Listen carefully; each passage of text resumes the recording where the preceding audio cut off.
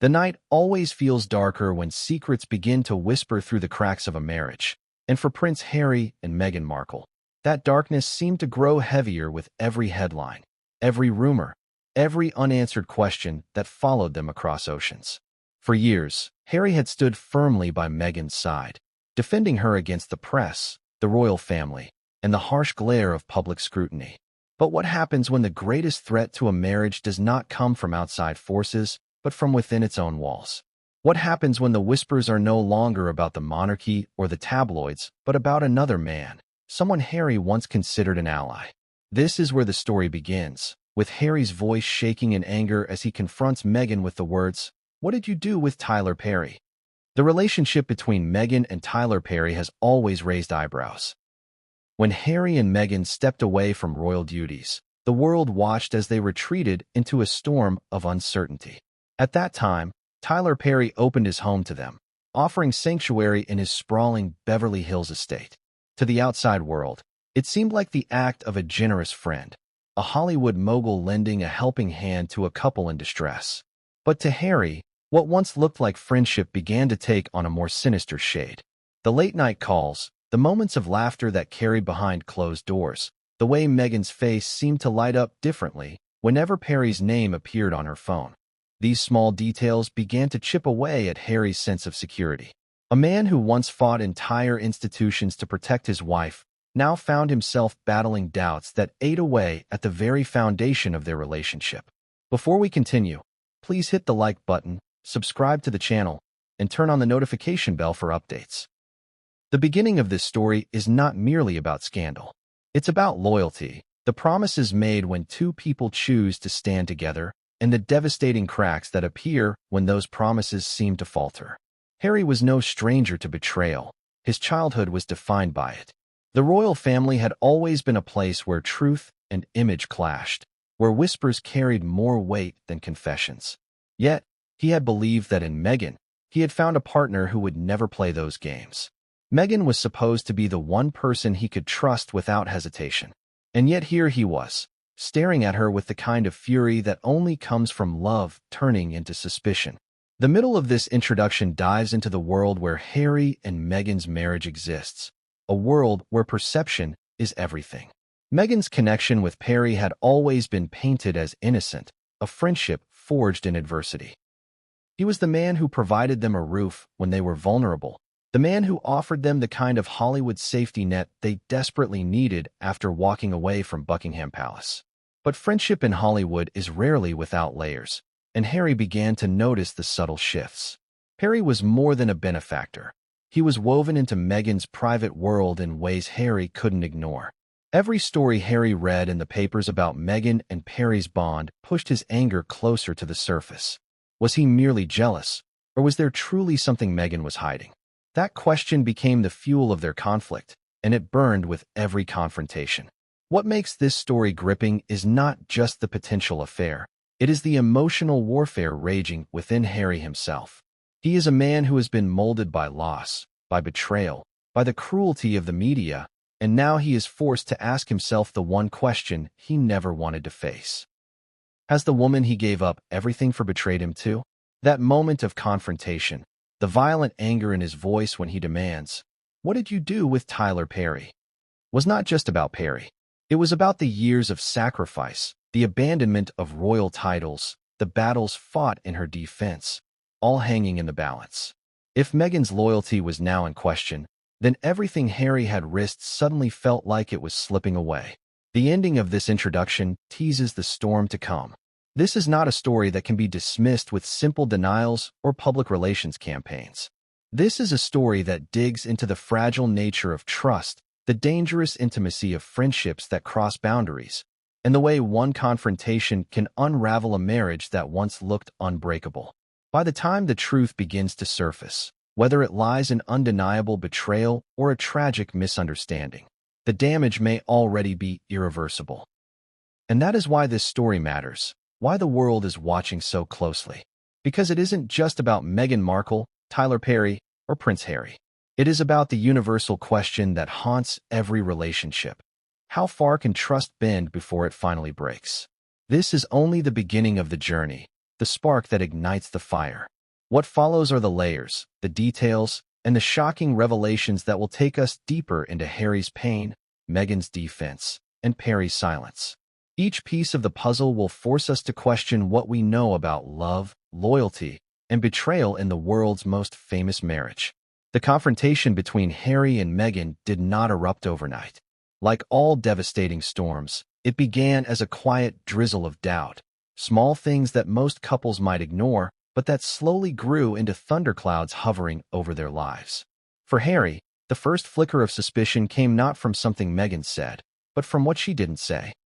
The nights when she excused herself to take calls in private, the quiet texts she quickly tucked away when he entered the room, the name Tyler flashing across her screen more often than he could account for. At first, he told himself it was nothing. Tyler Perry had been a lifeline, a benefactor, a man who opened his home when the world shut its doors. Gratitude, perhaps even admiration, was natural. But admiration has boundaries, and Harry began to fear that those boundaries were being crossed in ways he could not ignore. In the beginning, Harry tried to dismiss the thoughts as paranoia. After all, he was a man carrying a heavy burden of public scrutiny, conditioned from childhood to expect betrayal at every corner. He knew that jealousy could blind, that suspicion could poison a marriage even when there was no cause. Yet the human heart is rarely logical. Each unexplained laugh Meghan shared with Tyler over the phone, each whispered word she refused to repeat, felt like a stone added to the weight pressing down on Harry's chest. The tension began to creep into their daily lives. Meals that once filled with warm conversation turned silent. Walks that once felt hand in hand now carried an invisible distance. The man who had walked away from the crown to protect his wife was now wondering if his sacrifice had made him a fool. The public saw none of this. To the cameras, Meghan and Harry still played the part of the united front, the glamorous couple carving their own path. Red carpets, charitable events, interviews where they sat side by side smiling. These were the masks that hid the chaos boiling underneath. Behind the smiles, Harry's eyes were searching, scanning Meghan for signs of truth or lies. And Meghan, ever poised, carried herself with the calmness of someone who had mastered the art of controlling the narrative. But Harry was not the press. He was not a tabloid reader. He was her husband, and he knew her better than anyone. Or at least he thought he did. The story of Meghan and Tyler Perry is not simply one of friendship. To some, it looked like a bond forged in adversity, with Perry offering Meghan a place of refuge when she and Harry left the United Kingdom. But Harry began to wonder if it was more than gratitude, if it was the kind of bond that slipped into territory where friendship ends and intimacy begins. This is what tore at him, not knowing. Uncertainty is more dangerous than the truth because it allows the imagination to create horrors worse than reality. And for Harry, those horrors played out in the sleepless nights, in the long hours where Meghan was present in body but absent in spirit, her mind elsewhere, perhaps with Tyler. What made this worse was Harry's own history. He had lost his mother not only to tragedy, but to betrayal by those who were meant to protect her. He had spent his life wrestling with the mistrust sown by institutions, by the press, by people who valued image over honesty. When he fell in love with Meghan, he thought he had escaped all of that. She was supposed to be his refuge, his one truth in a world of lies. So when the doubts about Perry crept in, they were not simply doubts about Meghan. They were doubts about everything Harry had fought for, everything he had sacrificed. If Meghan could betray him, then what was left? The foundation he built his future on would crumble to dust. The middle of this introduction demands we look not only at Harry's rage, but at the way Meghan handled it. She was not oblivious to Harry's suspicions. She knew the way he looked at her had changed, the way his questions lingered with an edge sharper than before. And she had her defenses ready. Meghan insisted Perry was nothing more than a trusted friend, a man who understood the unique struggles of being under the spotlight, someone who offered her emotional support when Harry could not.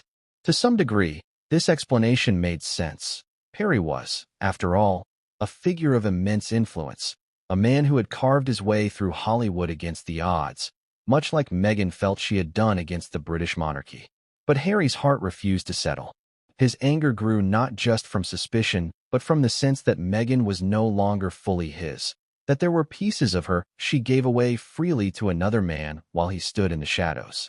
It was this anger that finally erupted into confrontation.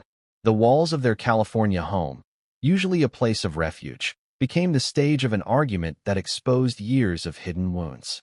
Harry, his voice raw, demanded the truth with the kind of desperation that only comes from love teetering on the edge of collapse. "What did you do with Tyler Perry?"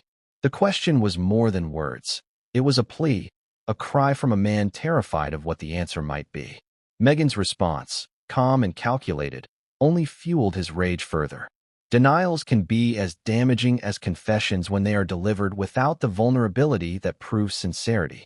Harry wanted to see fear in her eyes, guilt perhaps, anything that would show her heart was breaking with his. Instead, Meghan stood firm, and that firmness made him feel like the outsider in his own marriage. The end of this introduction leaves us with a storm that cannot be contained. The trust that once bound them has cracked, and the question of whether Perry is guilty of crossing a line no longer matters as much as the fact that Harry believes it could be true. Perception becomes reality in matters of the heart. If Harry cannot believe Meghan's words, then betrayal has already taken root, whether or not it happened. And this is where the tragedy lies. In the fragility of trust, in the way doubt alone can unravel a bond once thought unbreakable. The world may never know the full truth of Meghan's relationship with Perry, but the scars it left on Harry's heart are undeniable. This is the stage we now set, the storm we are about to step into. Every chapter that follows will peel back another layer, each revelation pulling us closer to the breaking point of one of the world's most famous marriages. And as we journey through this tale of suspicion, loyalty, and betrayal, we must ask ourselves, how much can love endure when doubt becomes the third partner in a marriage? Chapter 1 begins in the grandest of places, but with the most fragile of emotions. When Harry and Meghan left their royal roles behind, they stepped into a world both unfamiliar and hostile. Their move to North America was met with curiosity, criticism, and uncertainty. They were no longer shielded by the gilded walls of the monarchy, and in those first months, they felt exposed. Into this chaos stepped Tyler Perry, the man whose sprawling Beverly Hills estate would become their sanctuary.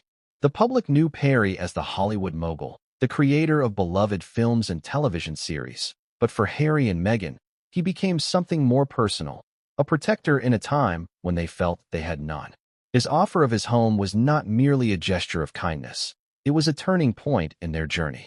What the world did not see, however, was how that sanctuary would plant the seeds of suspicion that would one day grow into full-blown confrontation. The mansion itself was more than just bricks and marble. To Meghan, it represented safety, privacy, and power. To Harry, it was a reminder of how far they had strayed from the life he once knew. In the beginning, he was grateful. He recognized the generosity of Perry's gesture. But gratitude often has a shadow, and in Harry's case, that shadow took the form of dependence. A man who had once been second in line to the throne now found himself indebted to someone else, a Hollywood figure whose motives he could not fully understand. For Meghan, this dependency seemed to carry no weight. She embraced Perry's presence, his friendship, his open arms. She laughed with him, trusted him, leaned on him. But for Harry, every moment of that reliance deepened a sense of unease. He began to ask himself, what had they traded for this comfort? At first, Perry's role seemed to be one of savior. He offered security at a time when the couple felt hunted by the press. His home became the backdrop of their private life, far from the flashing cameras and intrusive reporters. But within those walls, something subtle began to shift. Harry noticed the way Meghan spoke about Perry, how she described him not just as a friend, but as someone who truly understood her. It was in the way her eyes lit up when she mentioned his name, the way her voice softened when she retold their conversations. Harry could not ignore these changes. To an outsider, they might have seemed insignificant, but to a man already carrying the weight of suspicion, they were red flags waving in the wind. The sanctuary of Tyler Perry's mansion should have brought Harry peace, but instead it became the place where his doubts grew louder. The very walls that kept the world out now seemed to trap him with questions he could not silence. Nights stretched longer as Meghan and Perry talked late into the evening. Sometimes Harry joined in, but often he found himself stepping back, watching as Meghan leaned into Perry's words with a closeness that stung. He began to wonder whether he had traded one form of control, the monarchy, for another, subtler kind. In the palace, he had been bound by duty. In Los Angeles, he began to feel bound by Perry's shadow. What made the situation more complicated was the contrast between Harry's internal turmoil and the public narrative. To the media, Perry's generosity was a fairy tale twist. The prince and duchess, cast adrift from royalty, saved by a Hollywood mogul. It was a story that charmed many. Headlines painted Perry as the hero of the couple's reinvention, the man who made their new life possible. But what headlines never reveal is what happens behind the camera flashes. For Harry, every glowing article about Perry tightened the knot in his stomach. Each story that praised Perry's role reminded Harry that his wife's loyalty seemed to be tied to someone outside their marriage. The first cracks in Harry's trust appeared quietly. He noticed how Meghan always rushed to answer Perry's calls, how she seemed more relaxed after speaking to him, more reassured. He began to compare their relationship, wondering if she found in Perry what she no longer found in him. This is where suspicion begins its dangerous climb, not with proof, but with perception. And perception, once it takes hold, rarely lets go. For Harry, every small moment fed into a larger fear, that his sanctuary had been compromised, that Perry's presence in their lives was not simply generous but intrusive, invasive, and possibly destructive. Meghan, for her part, did not see the danger Harry saw. To her, Perry was the symbol of freedom. He represented the life she had fought for, independence from the monarchy, acceptance in Hollywood, the promise of a powerful network beyond Britain's control. Perry understood her struggles. She insisted, in ways Harry never could. He knew what it meant to rise above adversity, to face ridicule, and still thrive. In Perry, Meghan saw not a threat to her marriage, but an ally who validated her choices. She leaned on him because he was a mirror of what she aspired to be. But in leaning, she failed to notice the shadow it cast on Harry's heart. This chapter begins to reveal the double-edged nature of sanctuary. For Harry, Perry's mansion was both refuge and prison, a place where his gratitude wrestled with suspicion. For Meghan, it was liberation, proof that she could survive outside the monarchy with powerful allies at her side. And for Perry, whether intentionally or not, it was the stage on which he became intertwined with one of the most scrutinized marriages in the world. The seeds of Harry's fury, the ones that would one day explode in that violent confrontation, were planted here, in the silence of those long nights, in the echo of laughter that didn't include him, in the nagging feeling that sanctuary had turned into something far more complicated than a safe haven. The story of Perry's mansion is not just about where Harry and Meghan lived. It is about what those walls came to symbolize. For Harry, they became the walls of doubt. For Meghan, they were the walls of freedom. For the world, they became the walls hiding a scandal waiting to be exposed. And as the chapters unfold, we will see how this sanctuary became the spark that set the fire of suspicion ablaze, leading Harry to the breaking point where he could no longer contain the question that would haunt their marriage. What did Meghan truly share with Tyler Perry behind those closed doors? The longer Harry and Meghan stayed under Tyler Perry's roof, the more complicated the dynamics became. At first, Harry rationalized every interaction. Meghan was grateful, Perry was kind, and in those uncertain days after leaving royal duties behind, they truly needed a safe place. But as the weeks turned into months, Harry began to feel like a guest in someone else's life rather than a husband building his own. Perry's house wasn't just shelter, it was influence. The decisions Meghan made, the people she called, the tone of her conversations, all seemed to have threads leading back to Perry. For Harry, who had always carried the weight of protecting his wife, it was unnerving to see her lean so heavily on another man, especially one whose world was entirely different from his own. Inside the mansion, Meghan thrived. She walked the hallways with confidence, entertained calls with Hollywood executives, and spoke openly about new ventures and possibilities. Perry encouraged her, assured her that she was destined for greatness far beyond the rigid walls of the monarchy. Meghan drank in those words like water in a desert. She had fought hard to break free, and Perry seemed to validate every decision she had made. For Harry, though, those moments of encouragement felt like erosion. The more Perry reinforced Meghan's independence, the less Harry felt like the center of her world. He had once been her champion, the one she leaned on through storms. Now he was beginning to feel like an extra in a story written by someone else. The unease grew sharper in the quiet hours. At night, Harry often found himself wandering the grounds of the estate, staring out at the Los Angeles skyline, wondering if he had lost control of the life he thought he was building. He replayed conversations in his head, trying to convince himself that Meghan's bond with Perry was harmless. But the human mind, once it entertains suspicion, rarely finds rest. He began noticing little things. Meghan leaving the room when Perry called, her laughter echoing from behind closed doors, the softness in her tone when she spoke to him compared to the firmness she used with others. These details haunted Harry, turning the mansion that had once been their refuge into a gilded cage of doubt. The outside world had no idea of this turmoil. To the public, Harry and Meghan's stay at Perry's mansion was painted as a fairy tale. Tabloids marveled at their Hollywood connections, at the kindness Perry had shown, at how the couple was finding footing after their royal exit. The photographs that emerged told a story of calm. Meghan strolling through gardens, Harry smiling by her side. But behind every smile, Harry carried the weight of unease. For every moment the world celebrated, he wondered what moments he was missing when Meghan and Perry shared confidences that excluded him. The most painful realization for Harry was how natural Meghan seemed in Perry's presence. He had always known her as someone ambitious, someone who thrived on conversation and connections. But with Perry, there was a different energy. She wasn't just ambitious. She was alive in a way Harry hadn't seen since their earliest days together. This contrast gnawed at him. Was Perry offering her something he couldn't? Was his presence as a husband no longer enough? These questions became louder than any reassurance Meghan could give, and they carved into the very foundation of their marriage. Harry's resentment grew not only from suspicion, but from the sense of displacement. In the palace, he had struggled against the institution, but at least he had known his place. With Perry, the roles were blurred. He was no longer a prince in control of his destiny, but a man indebted to another. Pride clashed with gratitude until Harry could no longer separate them. Every thank you he offered Perry felt like a reminder of his own vulnerability, his own lack of power. For a man who had given up everything to stand on his own 2 feet, being beholden to another man, especially one so close to his wife, was unbearable. The situation reached a boiling point in subtle ways.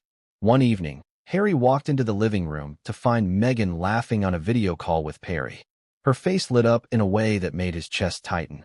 She didn't notice him at first, and in that moment, Harry felt like an outsider in his own marriage. When she finally saw him, her laughter dimmed, replaced with a smile that seemed rehearsed. Harry carried that image with him long after the call ended. It became the fuel for his growing anger, the unspoken proof that something between them had shifted irreversibly. Meghan, for her part, defended the relationship tirelessly. She told Harry that Perry was like family, that he had stepped in when no one else would, that his advice and companionship were purely supportive. She insisted that Harry's jealousy was misplaced, that he was seeing shadows where there was only light. But for Harry, words no longer carried weight. What mattered was what he felt, and what he felt was betrayal, not necessarily of the flesh, but of the heart. Emotional intimacy, he believed, could wound as deeply as physical infidelity, and Meghan's bond with Perry was beginning to look like both. The irony was that Perry himself rarely entered the public fray. He didn't speak out about his relationship with Meghan, didn't feed the media stories, didn't boast of his role. His silence, however, only deepened Harry's mistrust. Silence can often speak louder than words, and to Harry, Perry's refusal to clarify their friendship felt like complicity. If there was truly nothing to hide, why hide it all? By the time Harry confronted Meghan, the mansion had become less of a sanctuary and more of a battlefield. What was meant to protect them had instead created a divide that threatened to destroy them. The gratitude Harry once felt had soured into suspicion, and every corner of the estate seemed to echo with questions unanswered. The walls that had shielded them from the outside world now seemed to close in, trapping them in a cycle of doubt and anger. This chapter closes with the realization that sanctuary is never just about safety. It is about what happens inside those walls. For Harry, Perry's mansion became a symbol of betrayal, whether real or imagined. For Meghan, it was liberation, a place where she felt seen and understood. And for Perry, it was the stage on which he unknowingly, or knowingly, became entangled in one of the most explosive stories of modern royalty. The seeds of Harry's furious question, "What did you do with Tyler Perry?" were planted here, in the very home meant to protect them. And those seeds, watered by doubt and silence, were destined to grow into a storm that could no longer be contained. Chapter 2 begins with the fragile balance between gratitude and dependence shifting into something more dangerous. The rise of an unlikely friendship that soon became the centerpiece of whispers and doubts. Meghan's bond with Tyler Perry did not emerge suddenly. It grew gradually, nurtured by shared conversations, mutual understanding, and the backdrop of her and Harry's struggle for independence. On the surface, it looked innocent enough, two people finding comfort in each other's company during turbulent times. But as weeks turned to months, the closeness between Meghan and Perry became undeniable, even to those who tried to dismiss it. What once looked like a lifeline began to look like a rope that tied Meghan to another man in ways Harry could not ignore. The beginnings of this friendship were rooted in survival. Meghan had been painted as the outsider in the royal narrative, a woman who never quite fit within the gilded halls of Buckingham Palace. Perry understood the feeling of being an outsider. He too had built his life against the odds, creating an empire out of struggle, ridicule, and persistence. To Meghan, Perry wasn't just a successful Hollywood figure. He was a reflection of her own battles, someone who had fought through criticism and come out victorious. When she spoke to him, she didn't feel like a duchess under attack or a woman defined by her marriage. She felt like Meghan again, the woman who had dreams and ambitions long before Harry entered her world. That kind of validation is intoxicating, and Meghan drank deeply from it. For Harry, however, the friendship began to sting. He had been the one to stand against the monarchy, to defy his own blood in defense of Meghan, yet he began to feel invisible when he watched the way she connected with Perry. There was a lightness in her laughter, a spark in her eyes, that he hadn't seen directed at him in months. It was not just about the conversations they had, but about what those conversations represented. Meghan leaned on Perry not only for advice but for encouragement, for affirmation, for the kind of support Harry thought was meant to come from him. In Perry, she seemed to find a confidant who understood her struggles better than her husband did. And for Harry, a man already haunted by loss and betrayal, this realization was devastating. The friendship became the subject of rumors long before Harry confronted it. Hollywood insiders whispered about how often Meghan and Perry spoke, about the private meetings, about the long hours that blurred the line between personal and professional. To outsiders, Meghan's gratitude might have looked like admiration, but admiration easily shades into something more when it is nurtured in secrecy. Harry began to sense that others saw what he feared, and nothing is more dangerous in a marriage than realizing that outsiders are speculating about the very thing you want to deny. In private moments, Harry tried to address his concerns gently. He would ask Meghan why she spoke so often to Perry, why she seemed so alive when his name came up. Meghan's answers were practiced, calm, even affectionate in tone. She insisted Perry was just a friend, a mentor, someone who stepped in when no one else would. She reminded Harry of how much they owed him, how his kindness had sheltered them in their darkest hour. But Harry was not reassured.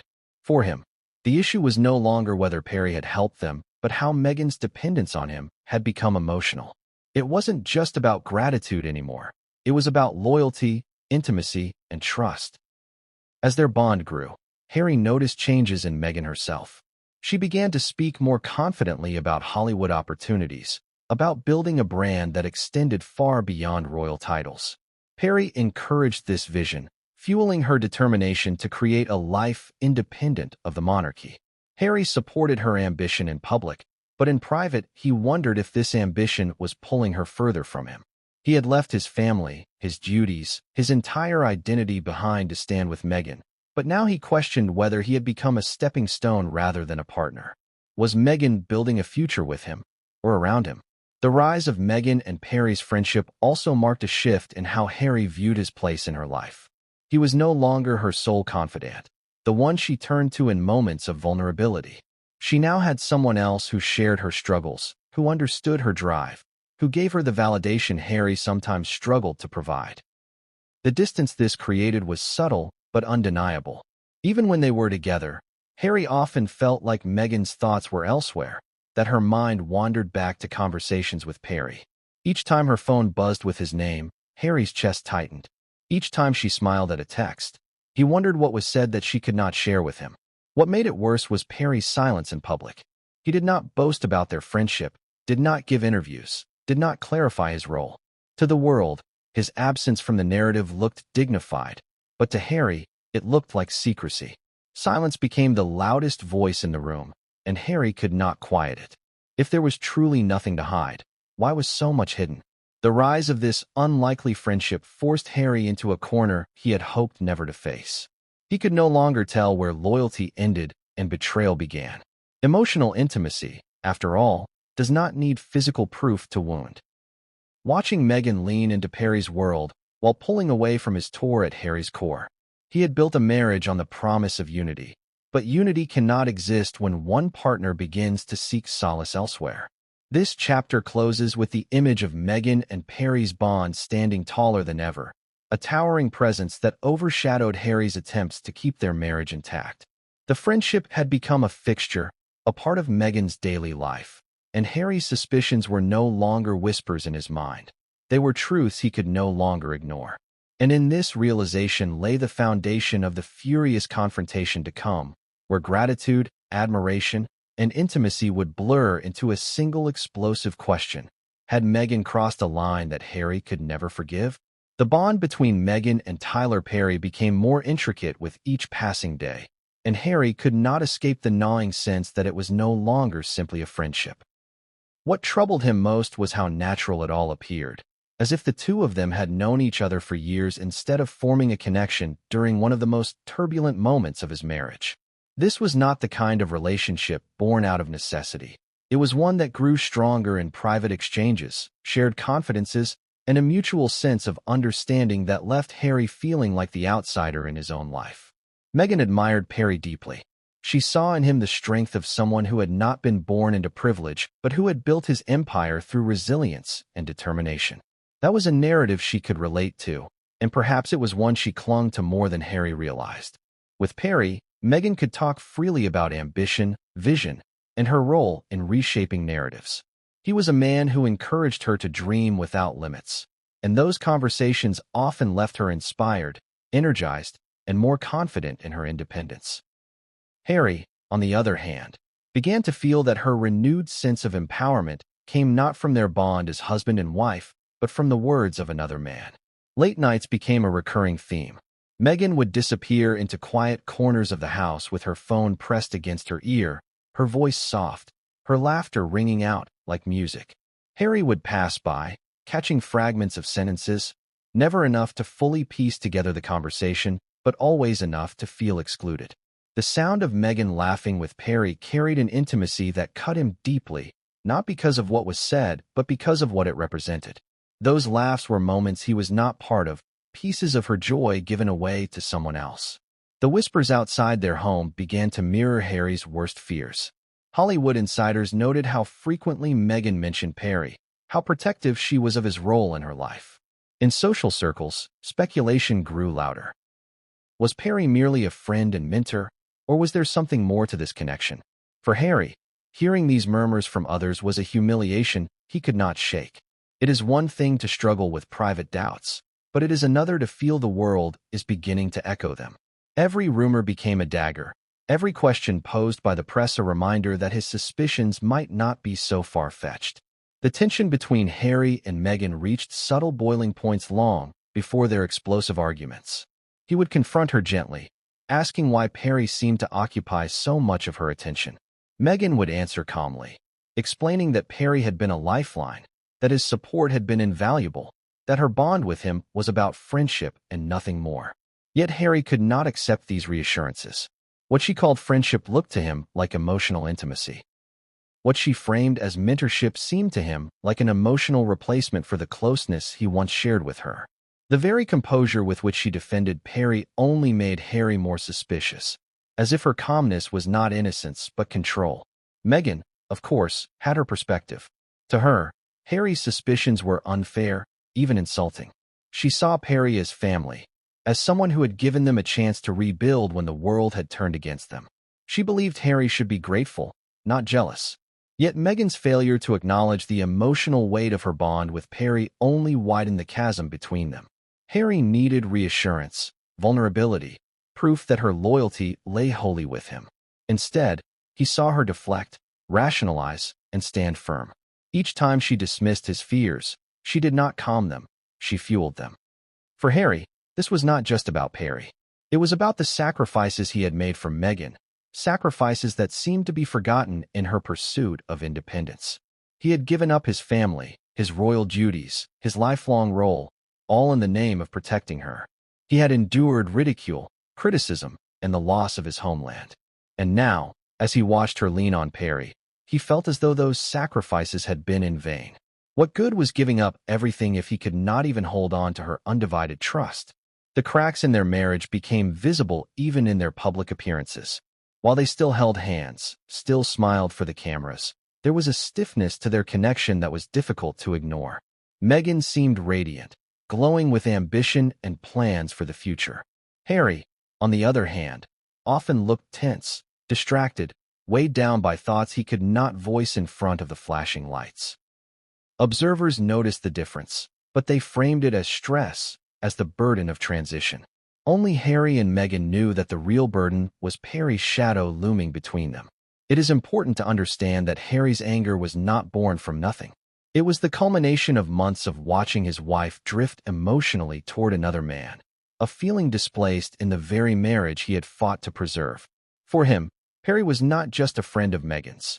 He had become the symbol of betrayal, whether real or imagined.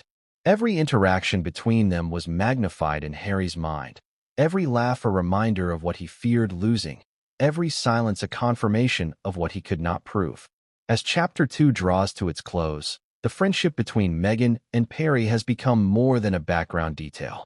It is now the defining factor in Harry and Meghan's marriage, the wedge that has driven them apart. For Meghan, Perry represents validation, freedom, and empowerment. For Harry, Perry represents intrusion, betrayal, and the slow erosion of trust. Their perspectives are irreconcilable, and it is only a matter of time before the storm breaks in full. This chapter ends with Harry standing alone in a quiet room, his fists clenched, his heart racing, as Meghan's voice floats down the hallway in another late-night conversation with Perry. He cannot hear the words, but he doesn't need to. The laughter, the tone, the intimacy, it is enough. The fury building inside him is no longer silent. It will explode, and when it does, the question that has haunted him will finally spill from his lips. What did she truly share with Tyler Perry, and how much of their marriage has already been lost? Unfolds not with screaming headlines, but with the kind of whispers that crawl through private circles, industry parties, and hushed dinners where reputations are made and destroyed. Rumors rarely begin loudly. They start in quiet corners, in observations too subtle to prove, yet too persistent to ignore. And so it was with Meghan and Tyler Perry. What began as admiration and gratitude was slowly reinterpreted by those watching closely, until whispers of friendship turned into whispers of something deeper. These whispers eventually reached Harry, and once they did, they became impossible for him to silence. The first signs of trouble surfaced in Hollywood's social scene. Insiders began to comment on how often Meghan seemed to be in contact with Perry. There were mentions of meetings that went later than expected, of long hours spent on calls, of the warmth in her tone when speaking about him.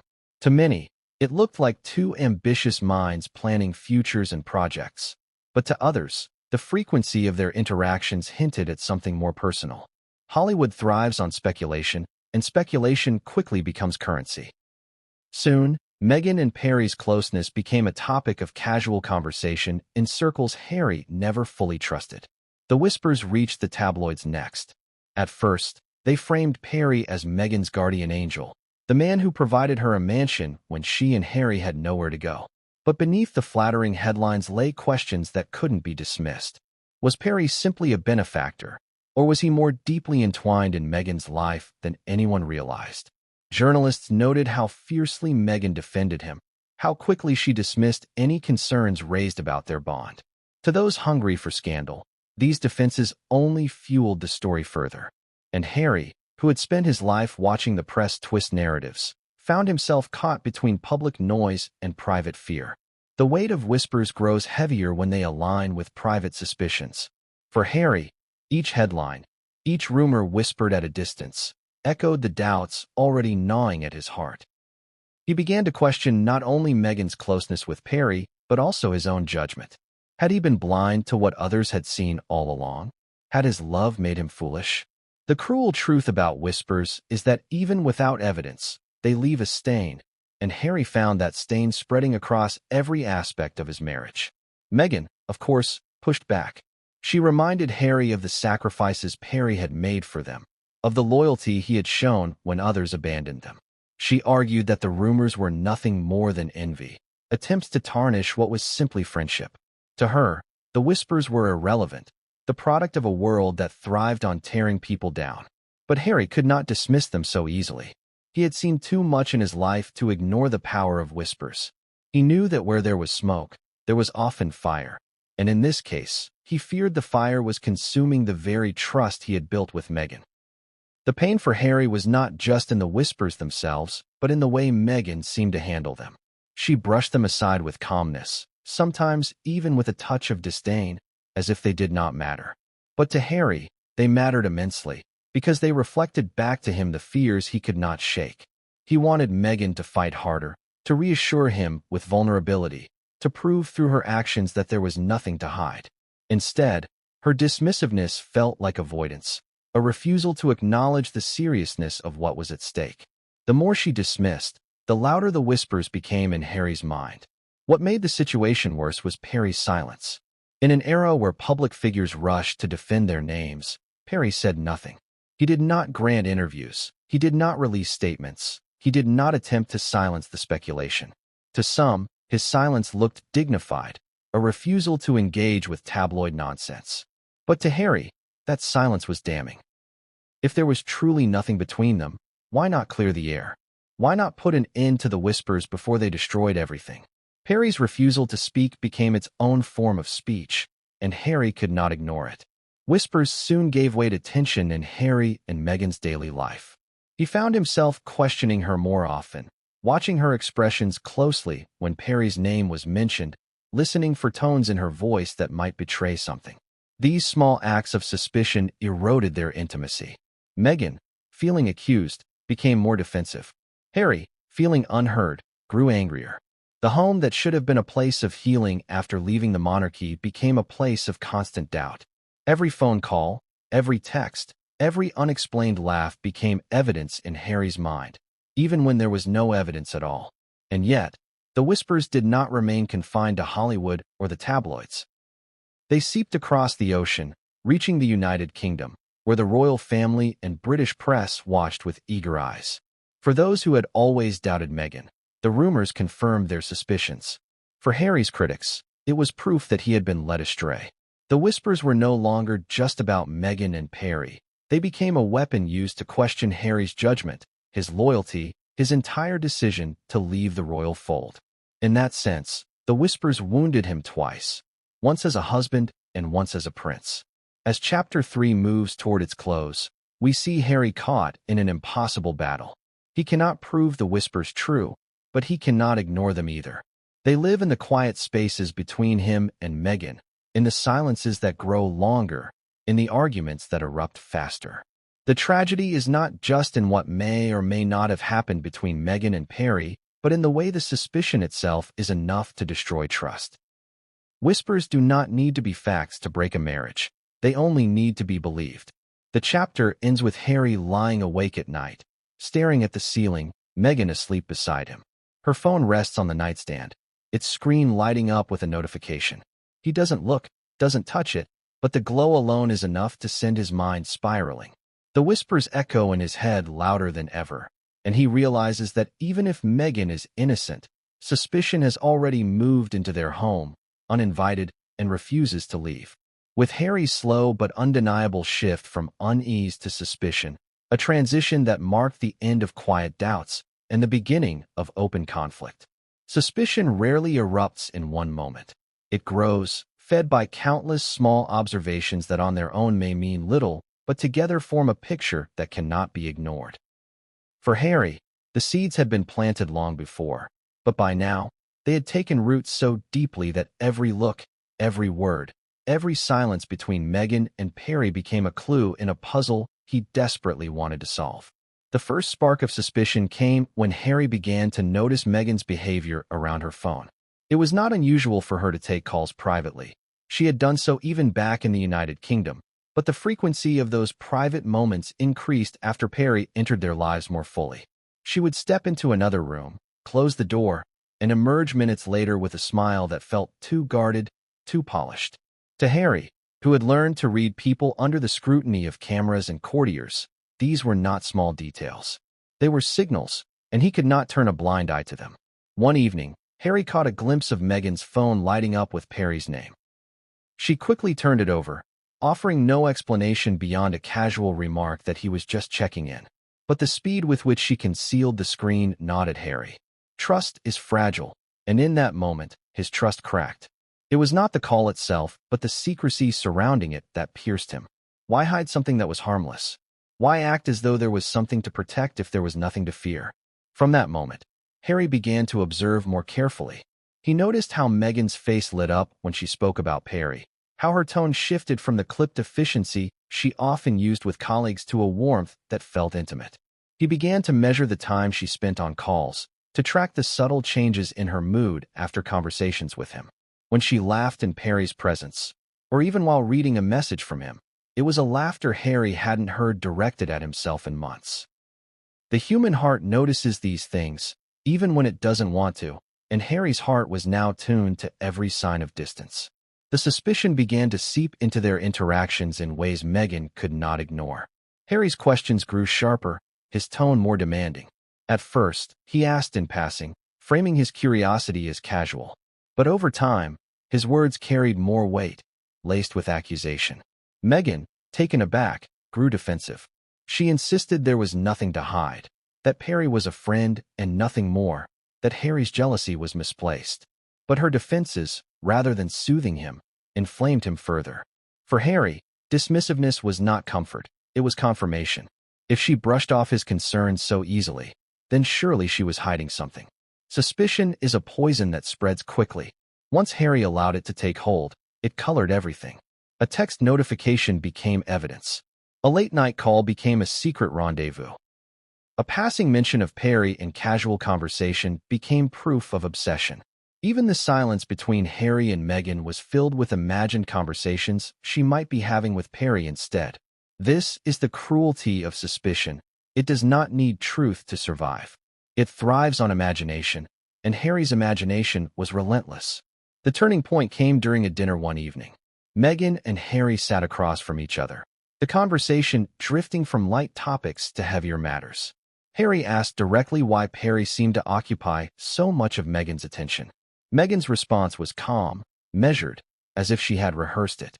She explained once again that Perry was simply supportive, that he had offered them kindness when no one else did, that their connection was nothing more than friendship. But the calmness in her voice cut Harry more deeply than anger would have. He wanted to see emotion, to see her fight for his trust, to see vulnerability. Instead, he saw a woman composed and unwavering, and to him, that composure looked like control. It was after that dinner that Harry's suspicion hardened into certainty. He could no longer dismiss his doubts as paranoia. To him, Meghan's explanations no longer sounded like truth, but like excuses. The seed of mistrust had grown into a tree that overshadowed everything else in their marriage. Even moments of tenderness between them were now tainted. When she touched his hand, he wondered if she thought of Perry. When she kissed him, he wondered if it was obligation rather than passion. Love still existed, but trust had withered, and without trust, love becomes fragile. The outside world continued to feed Harry's suspicions. The media praised Perry's role in Meghan's life, portraying him as her confidant, her ally, her rock. Articles framed him as the man who had helped Meghan find her voice after leaving the royal family. For Harry, these narratives were unbearable. They positioned Perry not just as a friend, but as a savior, a role Harry believed was his alone. To see the world credit another man with his wife's strength was to see his own sacrifices erased. By the end of this chapter, Harry's suspicions are no longer silent. He watches Meghan more closely, questions her more directly, and his anger simmers beneath the surface, waiting for release. Meghan, in turn, feels the weight of his mistrust pressing down on her, creating tension she cannot diffuse. The marriage, once a fortress built against the world, has now become a battlefield, and Perry's presence looms over every interaction like a shadow they cannot escape. The chapter closes with Harry lying awake, his mind racing. Beside him, Meghan sleeps peacefully, her phone once again glowing on the nightstand. He does not touch it. He tells himself he won't sink that low, but the temptation burns in him. The unspoken question echoes louder than ever. Has Meghan given a piece of herself to Perry that should have belonged only to him? It is in that silence, in that restless night, that Harry realizes his suspicions are no longer doubts. They are convictions, and they will drive him to confront Meghan in ways that will change everything. Chapter 5 begins with the sound of headlines hitting the stands, a chorus of speculation echoing through both Hollywood and the United Kingdom. What had once been private tension inside Harry and Meghan's home was now bleeding into the public eye, fanned by tabloids that thrive on drama. The whispers about Meghan and Perry's friendship were no longer confined to quiet corners. They were splashed across news pages and social media feeds, magnified into narratives Harry could no longer ignore. For a man who had spent his life battling the press, who had watched them destroy his mother and paint his wife as a villain, this was a familiar war. But now, the battlefield felt more personal than ever. The media storm began subtly. At first, stories praised Perry's generosity, noting how he had given Harry and Meghan a home at their lowest point. But as time passed, the narrative shifted. Journalists asked why Perry was still such a central figure in Meghan's life, why she spoke of him with such affection, why Harry seemed increasingly absent from photos where Meghan glowed. Words like confidant, protector, and mentor began appearing in headlines, each one cutting Harry deeper. To the public, these words may have seemed harmless, but to Harry, they were salt in a wound that had yet to heal. Tabloids, always hungry for scandal, sharpened their knives. Articles hinted at late-night meetings, at secret projects discussed between Meghan and Perry, at the possibility of an intimacy that went beyond friendship. Photographs, carefully selected and cropped, painted a picture of closeness that fueled speculation further. A glance here, a smile there. Images that might have been innocent in reality became damning in print. And Harry, no stranger to how images could be twisted, felt powerless all the same. He knew better than anyone how the press could manufacture a story, but this time the story aligned too closely with his own suspicions. That alignment was unbearable. Social media amplified the noise.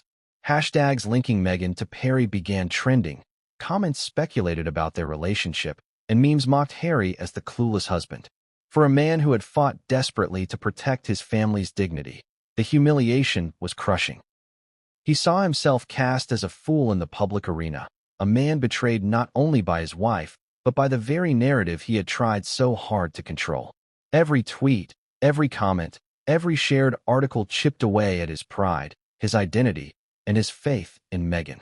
The British press seized the opportunity to drag Meghan once more. Newspapers that had never forgiven her for marrying into the monarchy reveled in the story. They called Perry the man who replaced the royal family in Meghan's life, a role that was meant to be Harry's alone. Columnists speculated about what this meant for Harry's future, for his marriage, for his reputation. The implication was clear. Harry had not only turned his back on his family, but had done so for a woman who might be betraying him. The cruelty of those words echoed in Harry's mind, feeding his anger until it became impossible to contain. For Meghan, the media storm was both familiar and exhausting. She had endured years of attacks from the press, and in many ways, this felt like more of the same. She insisted to Harry that the headlines meant nothing, that they were crafted to sell papers, not to reflect reality. But Harry could not separate the public story from his private doubts. To him, the media was not inventing a narrative this time. It was exposing one. The more Meghan dismissed the headlines, the more Harry believed she was hiding something. The storm also created fractures in their wider relationships. Friends began asking questions, allies in Hollywood whispered about the rumors, and even supporters who had once defended Meghan hesitated. The silence from Perry only intensified the speculation. In a world where public figures rush to defend themselves, his refusal to speak became a story in itself. Was he protecting Meghan? Was he avoiding the spotlight? Or was his silence the loudest confirmation of all? Harry's anger grew with each passing day. He felt trapped, cornered by both the media and his own marriage. The very thing he had left his family to escape, the crushing weight of public scrutiny, was now bearing down on him again. Only this time, he felt betrayed from within. He had given everything to Meghan, but the world now looked at him as if he had given too much, as if he had been played. That humiliation cut deeper than any criticism of his royal role ever had. The chapter closes with Harry sitting alone, scrolling through the headlines late at night. The words blur together: affair, betrayal, secret, but the feeling they leave behind is sharp and undeniable. Meghan, asleep in the next room, remains calm in her conviction that the media is wrong. But Harry cannot escape the thought that maybe, just maybe, the headlines have captured a truth he has been too afraid to face. The storm outside has become the storm inside, and as the media builds its story, Harry prepares to confront Meghan with the fury of a man who no longer knows if he can trust the woman he gave up everything for. Chapter 6 opens with Meghan facing the storm not only from the outside world, but also from within her marriage. For weeks, she had brushed off Harry's concerns, telling herself that the headlines were nothing more than noise, the same noise she had endured since stepping into the royal spotlight. But now the accusations were no longer just ink on paper or whispers in Hollywood circles. They had invaded her own home. Harry's questions came sharper, his tone more cutting, and the distance between them grew wider with each passing day. Meghan knew she had to explain herself, to justify the relationship with Perry that had become the center of so much speculation, but every explanation she gave seemed to fall flat. For Meghan, Perry was more than a friend. He was a symbol of loyalty in a world where loyalty was rare. When she and Harry left the monarchy, she felt abandoned by those she thought would support her.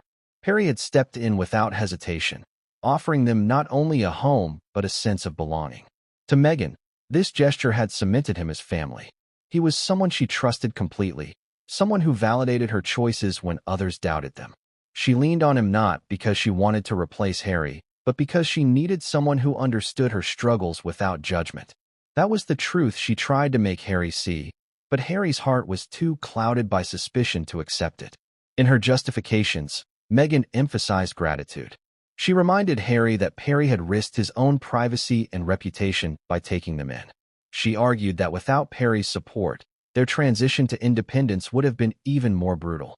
She told Harry that her closeness to Perry was rooted in thankfulness, not betrayal. But Harry could not reconcile gratitude with the emotional intimacy he witnessed. He did not doubt that Perry had helped them. What he doubted was why Meghan still needed him so much now that they had built a new life of their own. Gratitude, Harry believed, should not look like dependence. The arguments between them grew more intense. Meghan insisted that Harry was letting paranoia destroy their marriage, while Harry accused Meghan of hiding behind excuses.